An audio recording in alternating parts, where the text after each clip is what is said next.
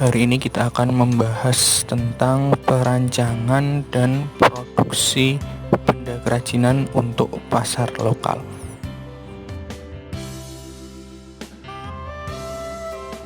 Pada materi ini kita akan membahas tentang perancangan produk, sistem produksinya, serta aspek K3-nya. Jadi di sini kita akan membahas semua tentang proses produksinya.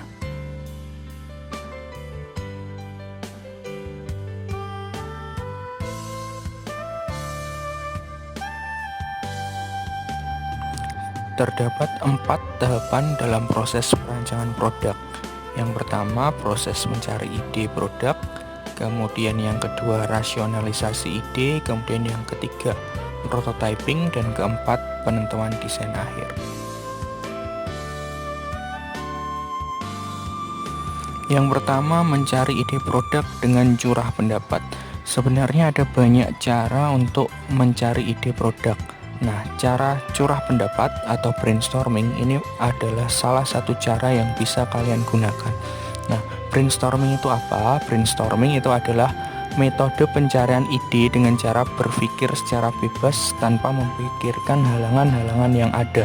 Jadi kalian bebas untuk menyampaikan ide kalian tentang produknya itu apa, tanpa harus takut faktor-faktor yang menghalangi, misalnya apakah saya bisa, apakah bahannya mudah ditemukan, apakah harganya bisa murah, dan sebagainya. Nah, setelah tadi didapat banyak ide, jadi di dalam brainstorming tadi diharapkan kalian mendapatkan banyak ide. Nah, di rasionalisasi ini kalian mengevaluasi ide-ide yang muncul tadi. Jadi dari sekian banyak ide yang bebas tadi, jadi dipilih beberapa ide yang paling masuk akal.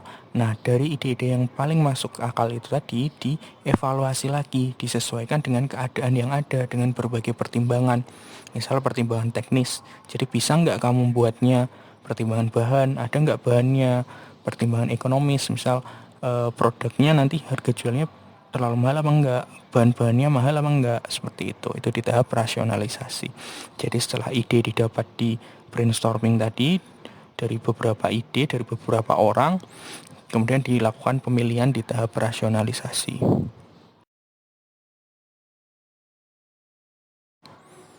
Setelah di tahap rasionalisasi tadi diperoleh sebuah ide yang paling sesuai, paling masuk akal, kemudian kalian membuat desain produknya.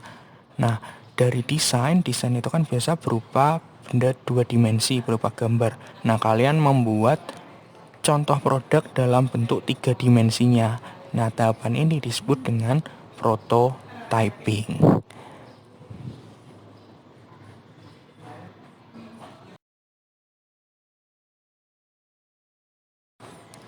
Apa sih manfaat dari membuat prototyping? Yang pertama, kita bisa memvisualisasikan ide. Jadi yang tadinya cuma 2 dimensi, sekarang bisa berupa benda 3 dimensi, seperti bentuk aslinya. Nah, kemudian yang kedua, memudahkan presentasi. Nah, dalam presentasi kalau kita cuma ngasih gambar 2 dimensi, padahal nanti produk kita berupa produk 3 dimensi, kan orang masih harus mengira-ngira bentuknya seperti apa. Tapi kalau kalian sudah membawa prototyping, tentu orang sudah bisa membayangkan, tidak hanya membayangkan, sudah bisa melihat produknya nanti seperti apa. Nah, kemudian yang ketiga, mengetahui keinginan pasar. Nah, dari produk yang sudah dibuat prototypingnya tadi, kita bisa berdiskusi dengan tim. Oh, ini kurang sesuai. Oh, ini harus dibuat seperti ini, dan sebagainya. Nah, dari proses itu tadi nanti bisa menemukan ide baru, bisa mengeksplorasi ide baru.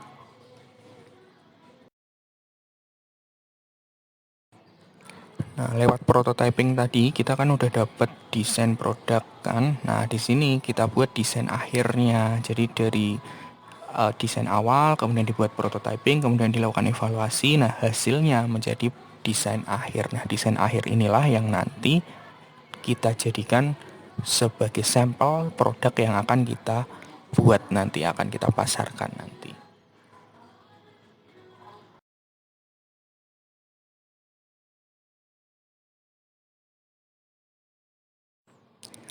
Setelah kita dapat ide produk, kita sekarang masuk ke tahap produksinya, ke sistem produksi. Nah, di sistem produksi ini nanti kita akan membahas tentang tahapan-tahapan produksi dan jenis-jenis metode produksi.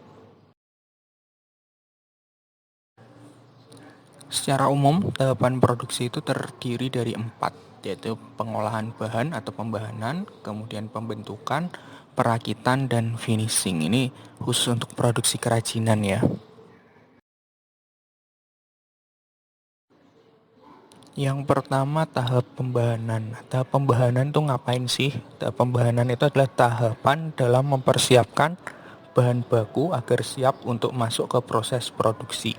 Nah, contohnya penyortiran. Penyortiran itu adalah memilih bahan seperti limbah, misal dari limbah kamu sortir dulu mana yang bisa dipakai, mana yang enggak. Kemudian pembersihan, dibersihkan dulu, dijemur, misal tadinya basah biar kering. Kemudian penghalusan, jadi yang tadinya kasar bisa dihalusin dulu, bisa juga diberi warna. Nah, itu masuk ke tahap pembahanan. Jadi mempersiapkan bahan baku untuk masuk ke proses.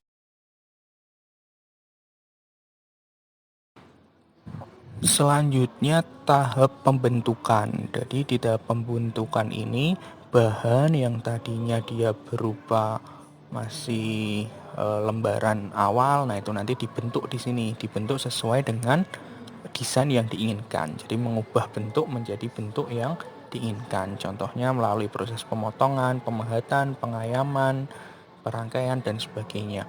Nah, tadi kan di tahap pembentukan itu masih berupa bagian-bagian terpisah. Nah, ketika produk itu masih berupa benda-benda yang terpisah, maka perlu dirakit dulu. Nah, tahap penggabungan bagian-bagian yang terpisah ini masuk ke tahap perakitan. Nah, yang tadinya masih terpisah bisa digabungkan dengan cara dilem, dipaku. Mungkin kalau berupa kain ya bisa dijahit dengan benang, kalau berupa logam ya bisa dilas seperti itu. Nah, itu tahap.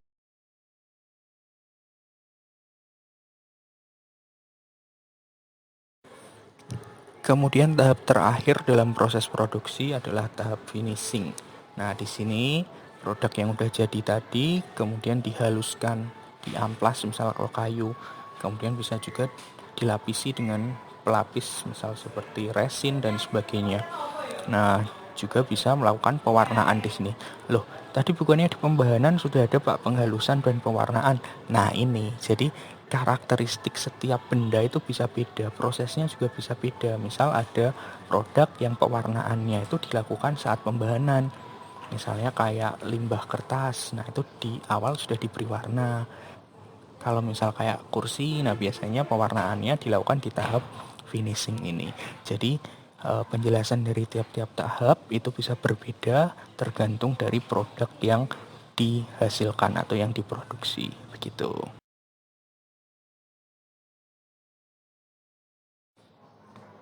Sekarang kita membahas tentang metode produksi. Secara umum dia dibagi jadi dua, metode produksi tradisional dan metode produksi modern. Nah, bedanya apa? Nah, kita akan bahas kali ini. Sekarang silahkan kalian lihat ada dua diagram. Diagram yang berwarna merah itu adalah metode produksi tradisional, sementara diagram yang berwarna biru itu adalah metode produksi modern. Silahkan kalian amati dulu sejenak. Nah, itu ada 4 smiley berwarna kuning. Nah, itu mewakili orang yang berbeda. Jadi silahkan lihat yang merah dulu sekarang. Nah, di situ ada smiley yang paling atas, itu ada 1, 2, 3, 4, ada angka di bawahnya. Nah, 1 itu keterangannya adalah pembahanan, 2 pembentukan, 3 perakitan, 4 finishing. Nah, jadi itu kalau kalian lihat yang orang pertama, si A, misal kita katakan si A, dia membuat produk mulai dari pembahanan, pembentukan, perakitan hingga finishing. Jadi satu orang melakukan semua prosesnya. Begitupun dengan orang kedua atau orang B, orang C, dan orang D. Jadi mereka melakukan seluruh proses produksinya. Nah, jadi nanti orang A yang menghasilkan produk buatan A, orang B menghasilkan produk buatan B, dan seterusnya. Nah, itu adalah metode produksi tradisional. Nah, kalau yang modern seperti apa, Pak? Nah, kalau modern bisa kalian lihat di situ. Di situ ada smiley juga, ada 4 juga. Jadi ada orang A, orang B, orang C, dan orang D. Nah, Si A nanti dia melakukan pembahanan saja. Kemudian nanti si B dia melakukan pembentukan saja. Kemudian si C dia hanya melakukan perakitan dan si D dia melakukan proses finishing. Nah, itu seperti itu. Jadi kalau dilihat perbedaannya sudah bisa diidentifikasi ya. Jadi kalau tradisional itu satu orang melakukan semuanya, kalau yang modern satu orang satu.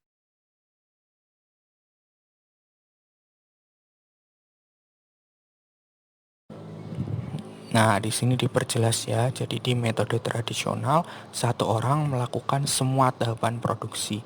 Nah, alhasil apa? Produksinya jadi lama karena satu orang hanya membuat semuanya. Nah, kemudian kualitas produk bergantung pada pekerja. Nah, jadi orang satu dengan orang lain punya keterampilan yang beda. Nah, produk yang dihasilkan nanti kualitasnya juga akan berbeda-beda. Nah, sementara untuk metode modern, satu orang melakukan satu tahap produksi. Nah, efeknya produksinya bisa lebih cepat. Selain itu, kualitas produknya cenderung lebih seragam. Nah, terus sekarang pertanyaannya, lebih bagus yang mana, Pak? Pasti lebih bagus yang modern ya Pak. Modern kan berarti kekinian, berarti lebih bagus. Belum tentu juga sih. Nah, misal kayak kerajinan tenun, nah itu biasanya kan cenderung menjual keunikannya. Nah, kalau kerajinan yang menjual keunikannya, nah itu tentu metode tradisional akan menghasilkan produk yang lebih khas, lebih unik dibandingkan metode modern. Tapi kalau kamu pengen membuat produk yang seragam dan dalam waktu cepat, ya menggunakan metode modern saja seperti itu. Jadi disesuaikan dengan kebutuhannya.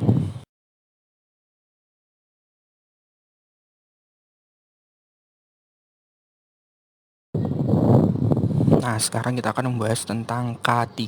Apa itu K3 dalam lingkungan kerja? K3 itu adalah kesehatan dan keselamatan kerja. Nah, di situ bisa kalian baca sendiri ya, maksudnya apa ya. Jadi, keselamatan kerja itu adalah keadaan terhindar dari bahaya selama melakukan pekerjaan. Jadi, kamu kalau kerja itu kan pengennya selamat, sehat gitu ya, nggak pengen terjadi sesuatu apapun. Nah, maka perlu memperhatikan aspek K3.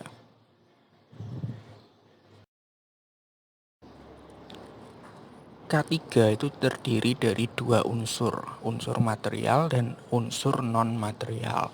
Unsur material contohnya seperti baju kerja, helm, kacamata, sarung tangan, sepatu, masker, dan sebagainya.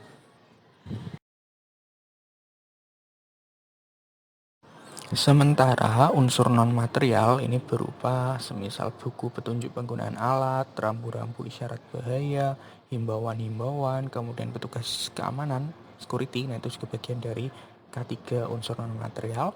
Kemudian air bersih, pemadam api, MCK. MCK itu kamar mandi ya, mandi cuci kakus seperti itu. Itu juga termasuk ke unsur non-material.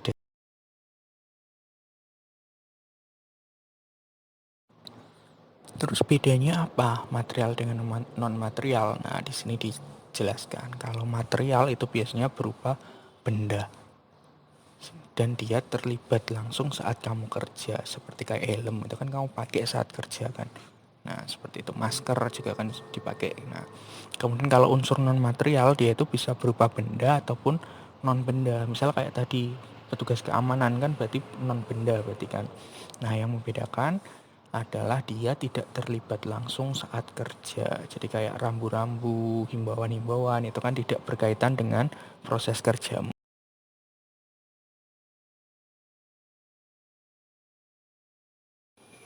Nah, sekian ya materi hari ini. Silahkan kalian pelajari dan jika ada yang ingin ditanyakan bisa kalian tanyakan di kolom komentar atau mungkin kamu bisa sampaikan di grup Telegram kelas kalian. Oke, sekian. Terima kasih. Semoga bermanfaat.